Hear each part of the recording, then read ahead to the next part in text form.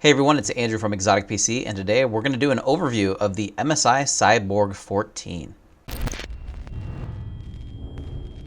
To kick things off, let's go over the specs of this machine. Its CPU is an Intel i5-13420H. The GPU inside of it is an RTX 4050. The memory inside is actually two 16 gig sticks of DDR5 for a total of 32 gigs. It also comes with a 1 terabyte PCIe Gen 4 SSD. The display in the machine is 1920 by 1200, which is 16 by 10, with a 144 Hz IPS level panel and 100% sRGB. It also comes with a Windows 11 Pro. As for ports, on the left side of the machine, you have the Kensington lock, as well as a USB and a combo headphone microphone jack. On the right side of the machine, you have another USB and a USB Type-C, as well as an HDMI port and the charging port. And on the back of the machine, you have vents, and on the left side, you have yourself a Ethernet port.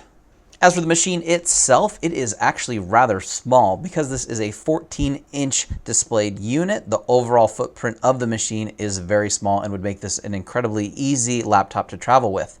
Its overall weight is also very low at 3.5 pounds by itself. As for the battery and battery life, it's got a 3-cell 53.5 watt-hour battery, so not the largest, but MSI still quotes it at having 3 to 5 hours of battery life. One of the other nice touches with this laptop is it has a 3-year limited warranty, or 1-year global. We decided to do a few benchmarks on this machine to see how it would perform. We first did Firestrike, which scored 16,807, which ranks it as 71% better than other devices that have ran this test. Next, we decided to run Cinebench, do an R15 test on it. It scored 1,645. And as for real games, we fired up Cyberpunk and played it at the machine's default resolution of 1920 by 1200. It defaulted to ray tracing low settings. We turned on Super DLSS and averaged 58 FPS. We then went and we customized our settings a little bit by just turning off the ray tracing and setting everything to medium, and then we averaged 104 FPS. Next, we launched Alan Wake, and it defaulted to low/medium settings with DLSS, and no ray tracing turned on, which averaged 139 FPS.